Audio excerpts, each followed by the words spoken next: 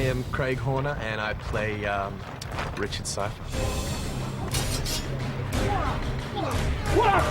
Richard is a young woods guide who grew up in Westland, and he comes from kind of a simple background.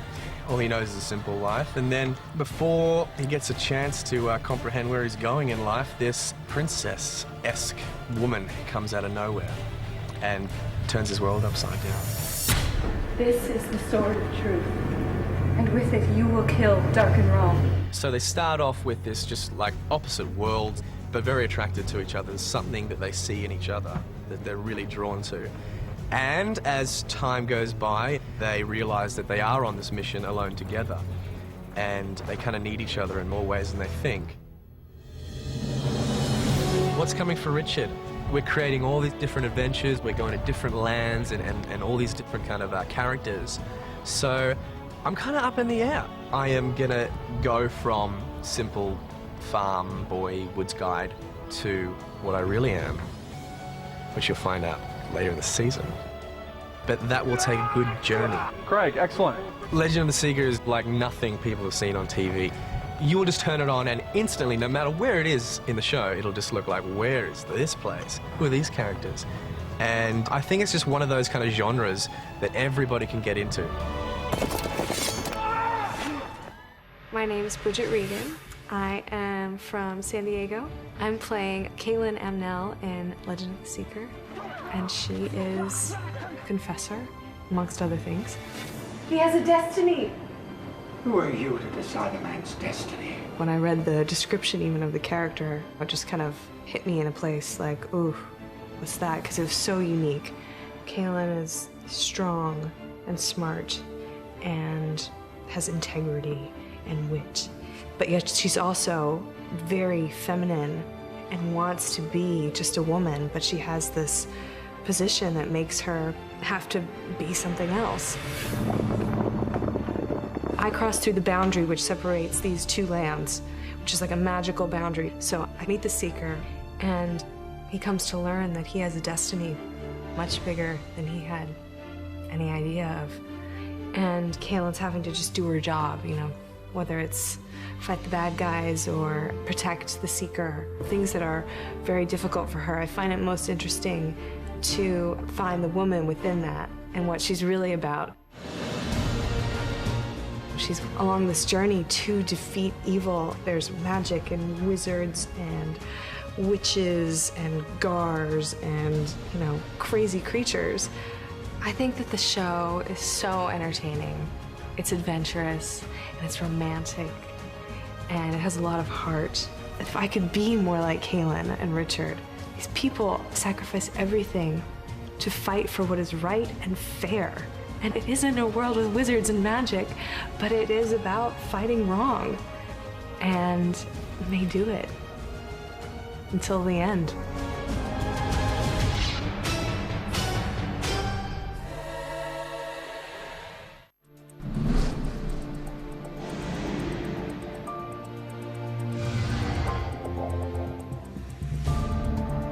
My name is Bruce Spence, and I play Zedicus Zul'Zaranda, who is a wizard of the First Order. He has an infinite background to this story in the sense that he's been around for thousands of years. No! The character of Zed is that classic wizard character, but he has those human foibles, which makes him quite interesting, but his skills are very real and quite unique. He's rather disillusioned with the way that the world has gone, that magic itself has been used for rather perverse reasons, so he has become a hermit and refuses to use his skills. But meanwhile, he's been watching over our young hero, Richard Cypher, who's been living anonymously, and unbeknownst to him, he is the true Seeker. What have you been doing for the last 20 years? Making sure he grew up safe, away from people who want to kill him.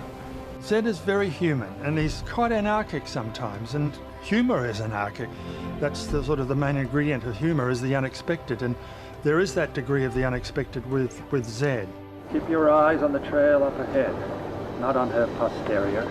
There is so much in The Legend of the Seeker It's a fantasy drama, and yet it has very human aspects to it. The characters, including this magical Z character, is really very much a human being. And at times it's a very dark world that we live in, but at times there's quite a lot of humour. But it's got great stories that people will identify. 23 years I have slept in peace, certain that I'd averted the prophecy. But then, tonight, it came to me in a terrible dream. The Seeker has been named. My name's Craig Parker. I play Dark and Roll. I like to think of him as the super baddie, kind of lord of all things evil in the series. Camera, lightning, exit! Dark and Roll, when we first meet, is sort of an emperor, really, a wizard and an emperor, and he, at the moment, controls 2 of the 3 territories in this world, and is seeking to control the 3rd. He's incredibly power-hungry. He's a very ambitious man. For a good sort of 20 years, he's known of the prophecy. He's very aware that there is a Seeker, that there is someone who's been chosen, someone who's coming for him. The Seeker. He lives. As great villains do, he slaughtered every child that possibly could become the Seeker, except he left one out. Then let it be known throughout the 3 territories that whoever brings me the Seeker will be rewarded beyond imagining. The show looks beautiful. It's shot fantastically. Locations are great. Right from the start, Mark Beasley, the director, has been pushing the fact, and I think everyone's very aware of the fact, that all that stuff is meaningless unless there is a heart and a humanity underneath it. So you are supposed to kill this Dark and Roll? They say it's my destiny. Amazing fantasy things happen within this, but all the characters have to remain human. They have to be people who have desires and wants and needs. I think that will be the strength of the show, that, you know, we really care about Richard's journey, we really care about Kaylin. It just happens that they live in this other world that isn't our world.